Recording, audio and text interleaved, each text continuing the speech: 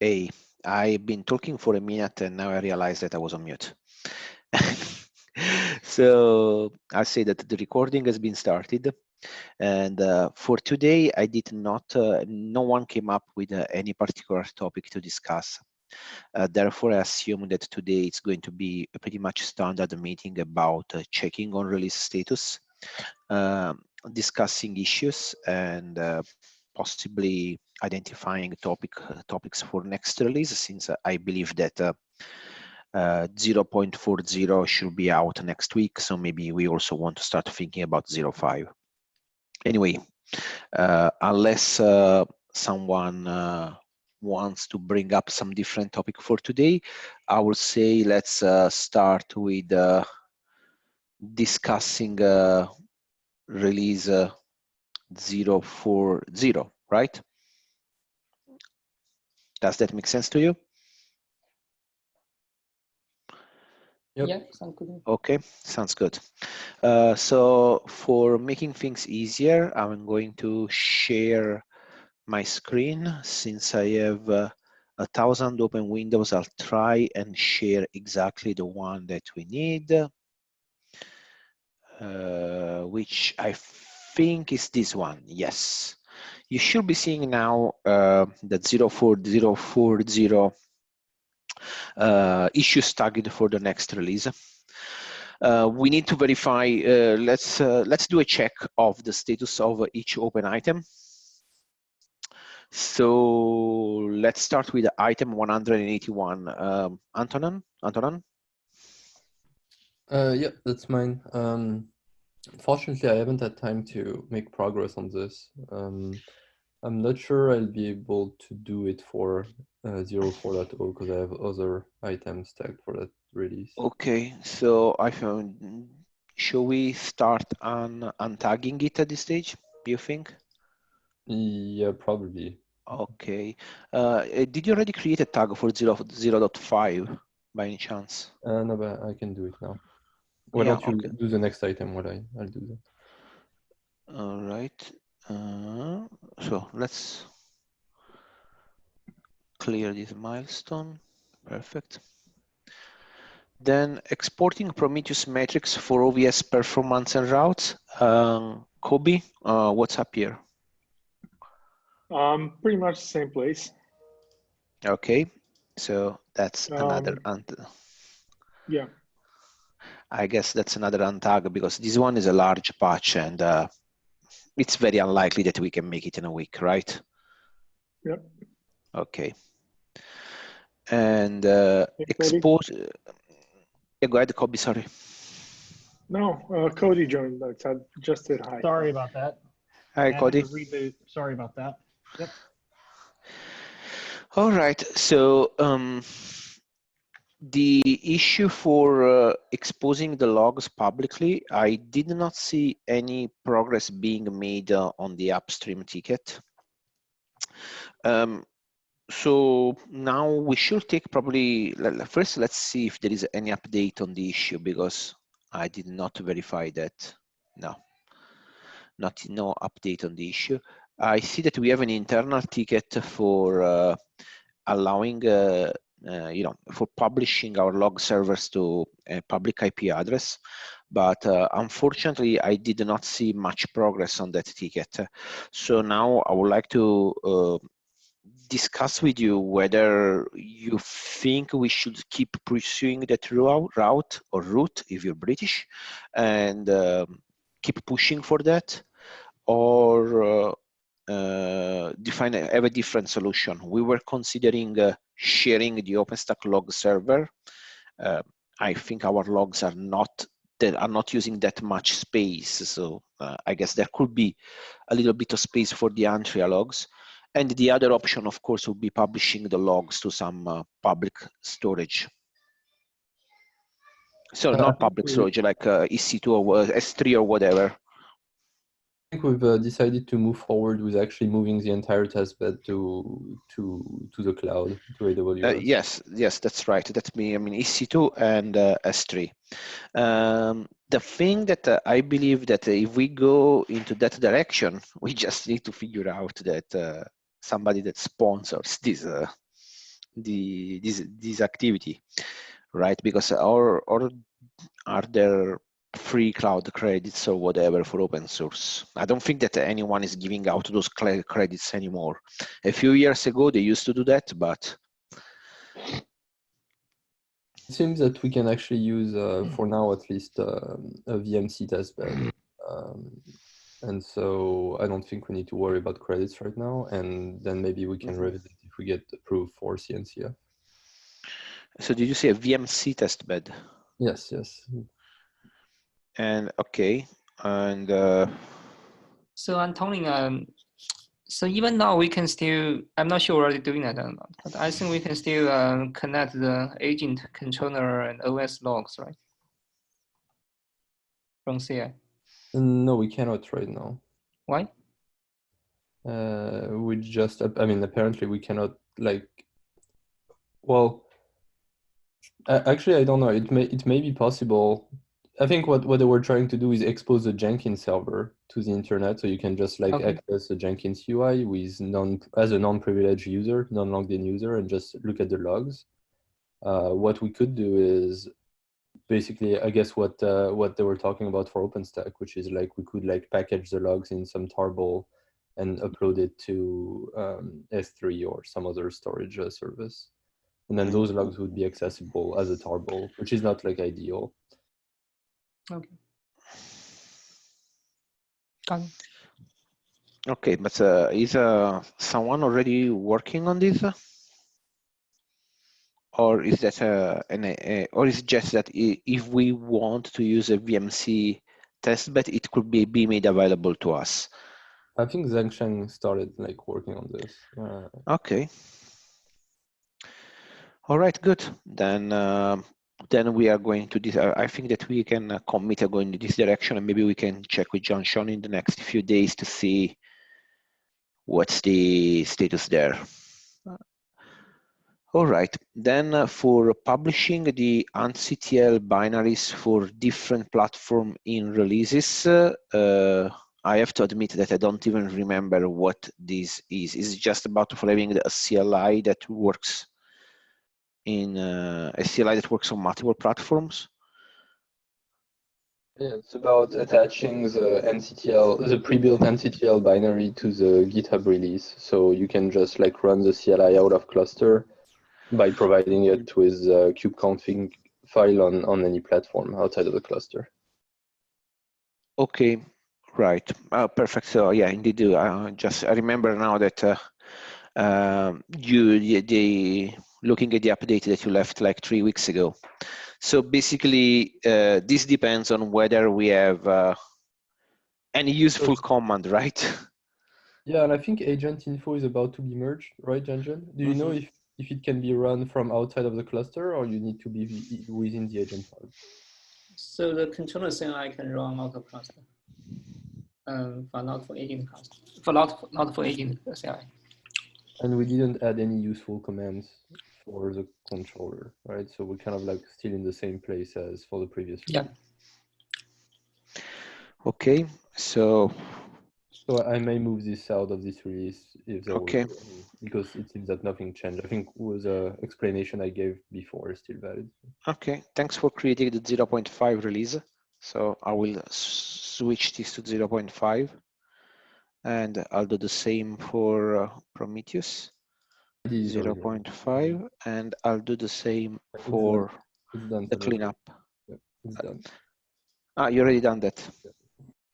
Okay, thanks. And perfect. Similarly, document AntCTL then is another issue that we can push out, or I don't know, maybe it makes sense to have documentation, right, for AntCTL.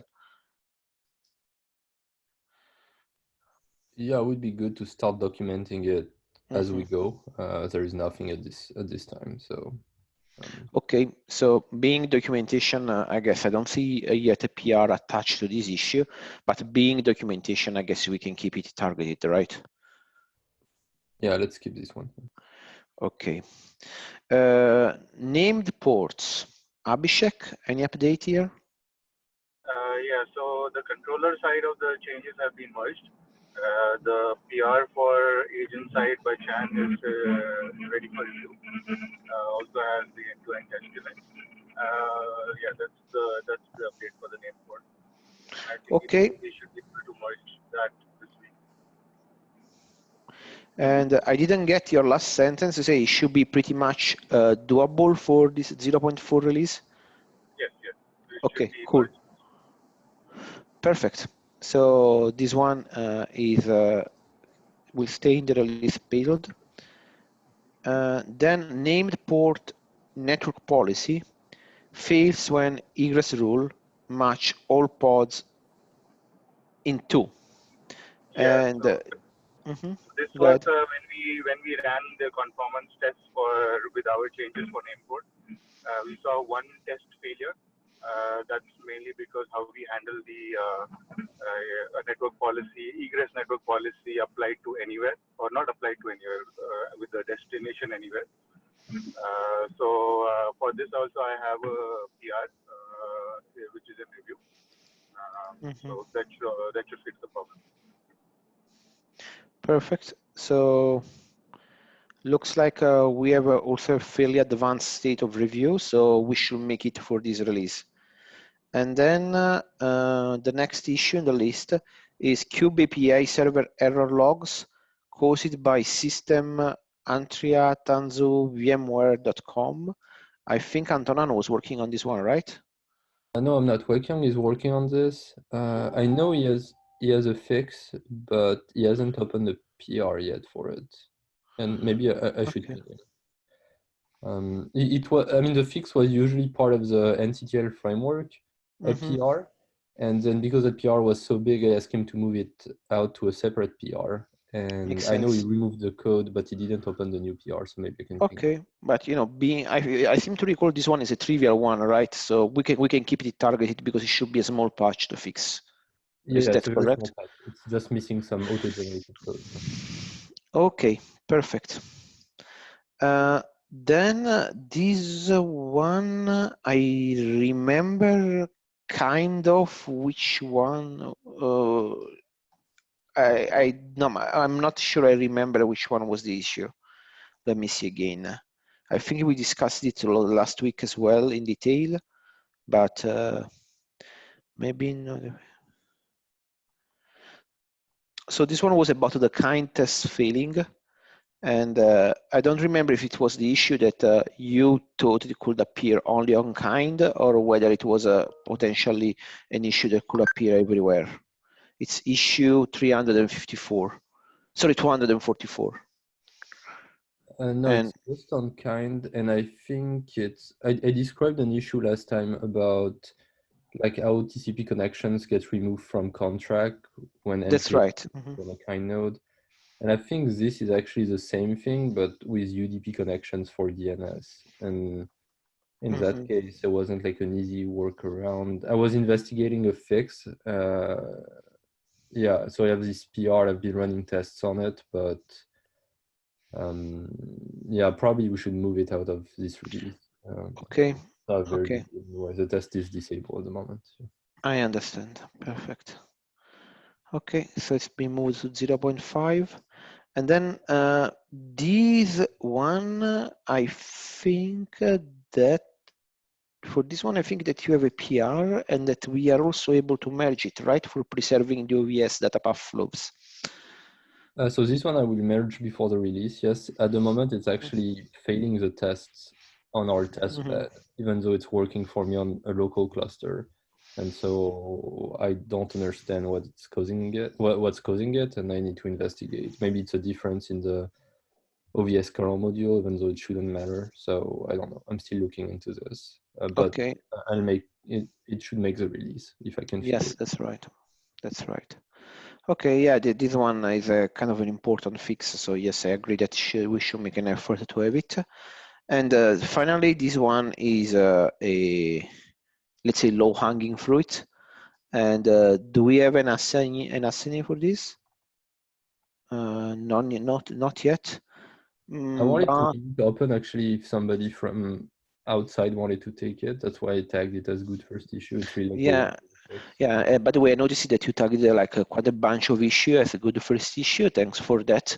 And I think that, you know, this is one of the things that, in my opinion, if we fix it or don't fix it, it doesn't change it. It's good to keep these issues open to attract contributors and have them ramped up on the project. So let's keep it targeted because, I mean, I guess if we want to fix it, it's just a matter of fixing a little bit of YAML files, right? That's all we need to do. Yeah, it's a 10-second fix, but I was Yeah, just looking to get like an external contributor for this. Yeah. let's keep it open. That's fine. So I guess that this concludes the discussion of the 040 release, and the payload now looks much smaller, but all the issues that we see targeted here should easily make it into the release. And I don't know if Cody or anyone else has any comment on the 040 release. No, I do have some updates. I've been exploring several tools for scraping licenses, and so I've got the format figured out. We're using something similar to what Spotify used. And so basically I'm generating a license file, and we'll get that checked in this week. I've got a couple of things to clean up on the way it scrapes that, and then we'll have to probably add some manual fix up to that as we go.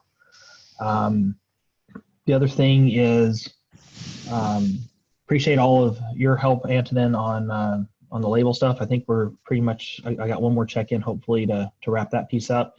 Then I can start tagging all of the issues now that we've got all the labels in place. And the website is merged into a branch. I'm making some final updates that Wendy requested. We're pretty much ready to go. I've already tested it with Netlify. Everything is working as expected there. I've got to get our domain moved over for the launch of that, and one final look off from Suzanne in open source and in our open source group. And then I think that's all the updates. There was one other thing that the matrix. So I think we're pretty clear now on the test matrix. I've talked to all of the project managers there.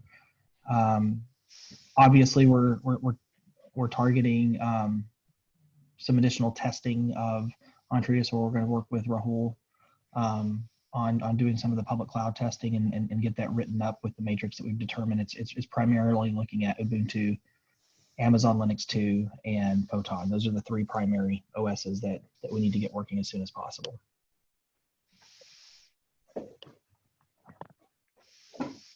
All right. And regarding the licensing tool, is this something that, at least from your experience, generation of the license file can be automated, or should it be at least a manual process here? I'm trying to automate it as much as possible. So Google has a nice little license tool that will go out and scan Go packages, and it will basically find the license that those Go packages are pulling in. And so it's just a matter of scripting out a recursive crawl through all of our packages, bringing the licenses in, deduplicating that, and then formatting that for the markdown file. Perfect. And does it only take care of licensing, or it also does security review for packages? I'm not doing security review yet. This is strictly licensing. And so the licensing file will list, basically we have a blurb at the top that says, you know, we're grateful, or Antrea is built using some other great third-party software. We're grateful to these authors. You know, their requirements require us to list their licenses. And so then it has a list of all the licenses. So what we do for each product is we list the name of the library or the software, a link to it, and then basically paste in their entire raw license file. And we do that for every single file that we depend on. Good. I think that I don't see a high priority at the moment for also setting up a vulnerability scan process. This is something that maybe we can think in a few months' time. Would be a nice to have feature, but I don't see it as mandatory at the moment. What's your feeling about vulnerability scan, Cody? Is this something that I'd like to get 4.0 and 5.0 out the door, and as part of the 6.0 release cycle, I would like to do some vulnerability management scan setup if we have time for that. Okay, sounds good. As part of the We'll final packaging. All right, we'll try and have something figured out for that. Perfect. So since it seems that there is if there is no other topic or feature that you would like to bring in today's meeting, I will just like to spend some time with you reviewing the issues that were opened, well, mostly by us in the past week, to figure out if there is any particularly serious issue that we should target for the next release, and validating whether there are some issues that could have implications that we are not seeing at the moment. So the only other thing I was going to target before you go on to that is I'm going to go ahead and close the review process down on the CNCF. It's been out there for folks to comment on. If anybody would like to add any final comments to that, I need to basically pull it out of the Word doc and put it back into our Markdown. So just be aware of that. Sounds good. Perfect. Perfect. So in the past 7 days, we had some Antonin creating some good first issues for new contributors, which make completely sense, like enabling GoLint as a part of CI, which is a thing that we should probably do in any case, and support configurable configurable port and certificate for the Antrea controller API server. Then Abhishek opened an issue with about network policies, and Abhishek, this one seems not. Let's say I'm not saying serious, but not minor, right? Yeah, this is something that came up while I was discussing network policy end-to-end test upstream, and I realized that we have the same issue in the NCP as well. So it's it's not a well documented use case. There is no end-to-end test case for this also, so I mean it won't fail anything for us. But it would be better if we fix it. But is there a fix for it, or is it a flaw in the policy specification if we want? Because to me, it's sort of a let's say a situation where the specification itself is a little bit ambiguous, right? Yes, the specification is ambiguous, but essentially the fix would be, and that is what I suggested for is to, when we have an accept slices for the siders, we figure out the allowed siders instead of having a deny rule, explicit deny rule. We only have an allow rule, but with the correct cider, not the entire cider block. So that was what we suggested there, and here we have the same issue that we have a flow, a deny flow at the top with a higher priority, so it will always be executed even if there's a network policy which allows that slice. So yeah, we need to think about it.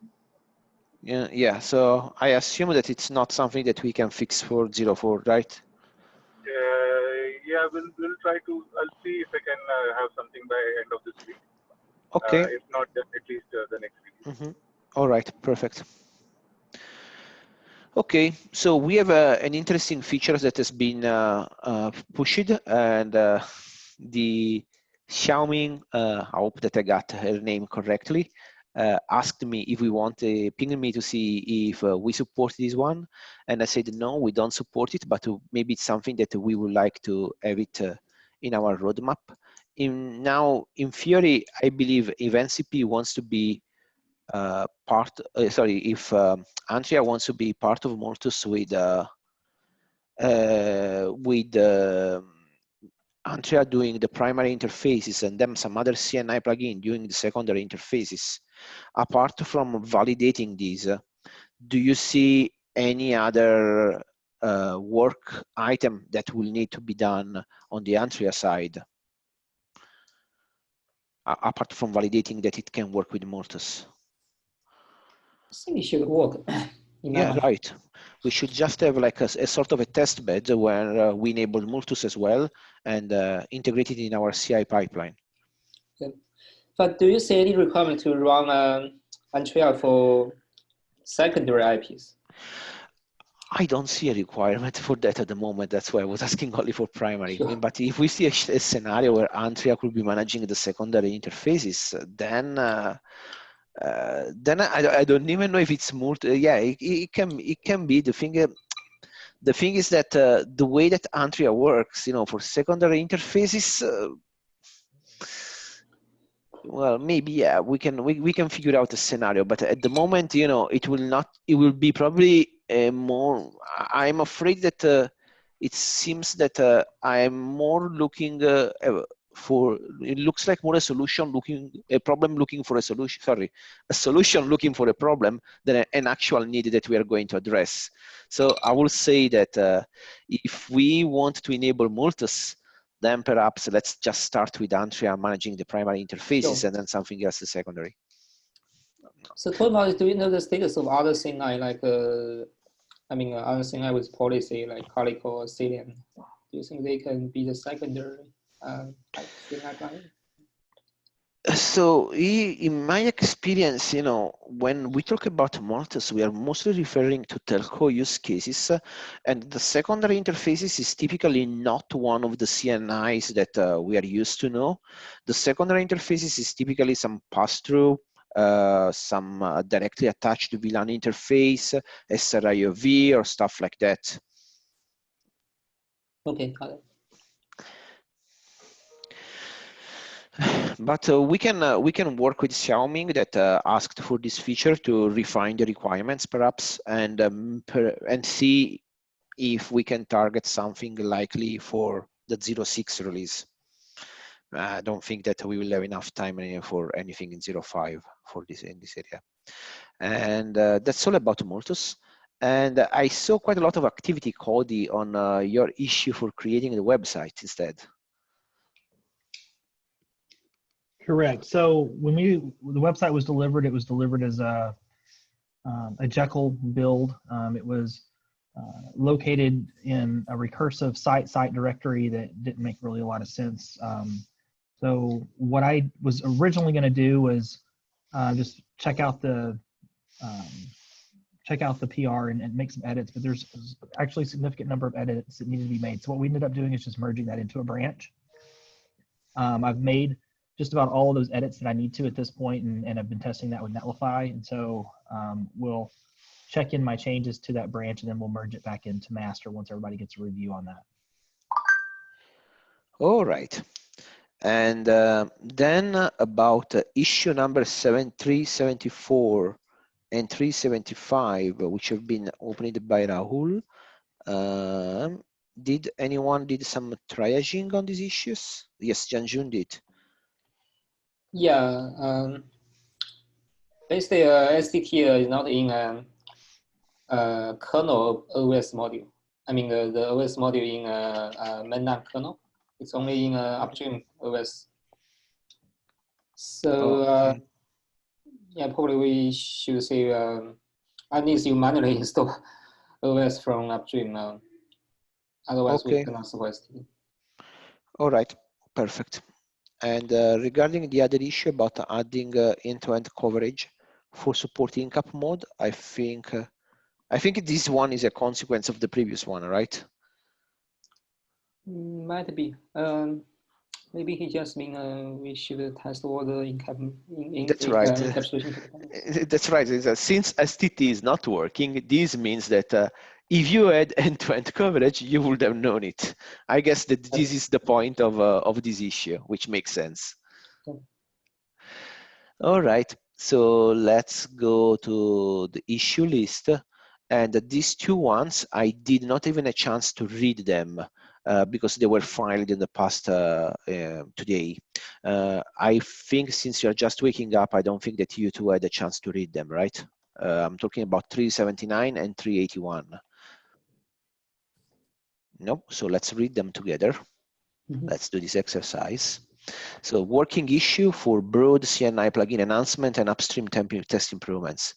Per conversation with others in SIG network and Antrea communities, we decided to move work that ties together a broad range of testing and enterprise readiness work into an upstream initiative, which we try to drive forward once So we let me finish explain hashing. let me Yeah, explain go this ahead. one. So Jay and I had a long conversation with he and Sadef yesterday about the upstream policy testing that he is working on making improvements with. He's actually talked to Casey and some other folks in SIG Network about the improvements to that testing. We would like those improvements to originate from Antrea and work on establishing some of the initial testing here and then migrate that over to upstream so that we can have that be a donation to upstream SIG Network. So that's why he's created that issue here to track that. And I'm going to be working with him to review those tests. You know, Abhishek has already done a bunch of review as well, and will be contributing additional information as those tests develop. Okay, that sounds like a wonderful idea. So are you starting with the upstream network policy acceptance tests? Correct. That's your starting point? That's the starting point, and then we're going to be expanding. A matter of fact, you know, Casey basically said that Calico really doesn't rely at all on those upstream tests, and so because you know they're not comprehensive enough. So we're gonna work on improving that. I guess when you say they're not comprehensive enough, you are referring to the upstream tests, not to Calico, right? Correct. Correct. All right, cool. And finally, we have this issue opened by Chen like 7 hours ago, which also has a PR attached to it, which makes me think it might be a serious bug. So network policy not applied to all pods that it should be. Auto reproduce, create a network policy which applies to more than one pod. Only one pod is isolated. This bug was introduced with a particular commit. When iterating a slice and storing the item's addresses, you must not use the address of the loop iterator variable as it's the same address taking different values in each loop iteration. Otherwise, the stored items would eventually contain one last item. And to me, it seems something that he has a patch. It seems that I thought that it was like a, no, maybe I was wrong. No, there is a pull request. It seems, I want to see the pull request for a second because it seems to me something that we should include in 0.4. At first glance, it doesn't seem like the pull request is something that we cannot review in a week, but from what I gather from this issue, basically we have a basic programming error that's causing network policies to not being enforced correctly. And I would recommend adding it to the 040 milestone. Or what is your feeling here? Yeah, it looks like a pretty big issue. Yeah. Yeah. I'll spend some time reviewing as well this week. So yeah. Okay, perfect. All right. And with this, we have also concluded the issue discussion. So Can the I come back to the Multus issue for a second? And is it Yes, possible to ask for more context to be added to the issue? Because yes, right now it's yes, just like one sure. line. Yeah, I'm not sure That's just a one line, and that is right. I see that Cody asked for, add the need information label, but that means do we add information or do we request the No, solution? we'll. I believe that we need to get in touch with the report with Xiaoming and ask for, yeah, exactly. We would like to support Malthus. How would you like to use it? Antrea with Malthus. Is Correct. Antrea going to be the primary interface? What are you envisioning for the secondary interfaces? You know, just to have a fairly good picture of how a deployment with Antrea and Malthus should look like. Okay, so I guess now it's open discussion. If you want to have any other topic that you want to bring on, or as usual, any joke that you would like to share, that's your moment. I don't know, anyone? I'll bring up something actually. So we started opening some PRs for Windows support, which is great. But it seems that at this time we have like no plan to have any Windows test bed for CI testing. So that seems a bit backwards to me. I do think that before we start merging too much code for Windows support, we should like consider how we're gonna like verify that this code works as part of the CI. That's makes sense to me. It's very right. I don't think that we should start merging code that we cannot verify. Otherwise, we know that we'll end up with a broken code base. But in your mind, we should wait for this Windows code works end-to-end before we merge the code, or we can start to merge some patching even if it doesn't work end-to-end. I mean, if the patches that you are merging, if the patches that you are planning to merge will not allow in any case to have Windows working end-to-end, then of course there is nothing to verify on the CI. Yep. Ideally, the ideal approach will be to have a sort of a development process where everything that you do works end-to-end, even if in a fairly basic way, and then over time you expand on it. But I realize that this may not be possible. So if there are a set of patches that need to be merged first before we can have end-to-end behavior, then it is fine, because otherwise the only alternative that I see is the feature branch. Yes, but I'm gonna push for that actually. Yeah, feature branches are typically used when you have something that, like a long project that it might take you months and you want to merge patches quickly without going through a few review process. And then once you have things working end to end, we can merge the feature branch back into the master branch. Of course, the annoying part of the feature branch is that it will tend to diverge with the master branch. And therefore, when you merge back, it's going to be a little bit painful. So if you look at Wenjing's current PRs, I don't think they can work end-to-end. Basically, she had 2 PRs already, one for host networking and one for port networking. None of them can work independently. Well, I mean, Wenjing must have a way to test it locally, right? So she must be running some tests as she's developing it. But there must be some manual testing, I guess. So I suggest, as Salvatore said, that we create kind of like a Windows branch and we merge the patches into that branch as they go.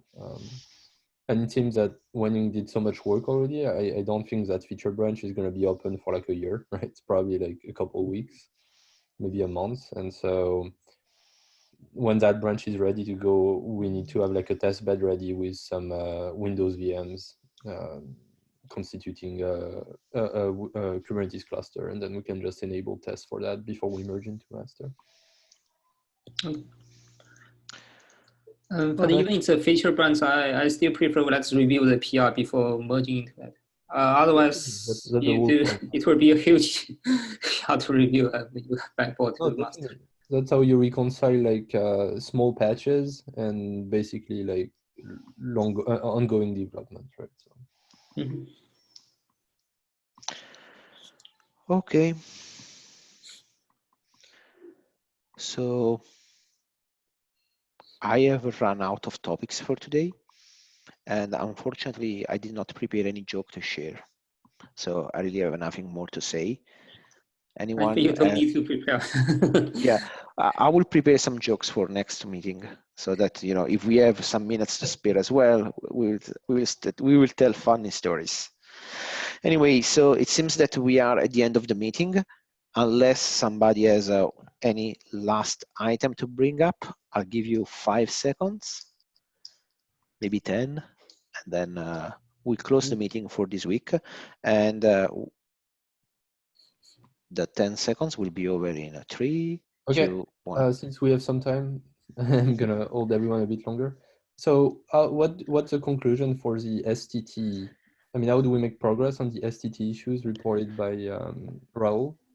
It seems to me that it's mostly like a documentation issue because we need to document that with upstream kernel module, at least on some distributions, you cannot use STT. Yep. Mhm. I'm thinking if Ralph is willing to do some performance test, we can know it's really benefits to have STT or not. If no real benefit, we can even remove it. I mean, the only reason we keep this one probably is like if you can perform really better when the VNIC doesn't support Western or GD offloading. Since with STT, it fixes the TCP header, right? So it can still have the checksum and the TSO working. Even the NIC doesn't support tunnel headers. Yep.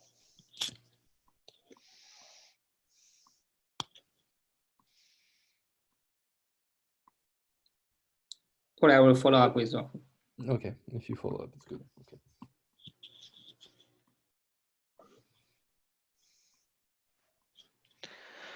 All right. Well, then what else? Really nothing. I will then now stop the recording. Oh, next week there will be no Antrea community meeting, right? Right. And we'll meet in 2 weeks' time to agree on the payload for the 050 release. That is All right. correct. Perfect. Say that today the meeting for Wednesday, February 12, 2020 is concluded. Thanks everyone for attending. Thank you.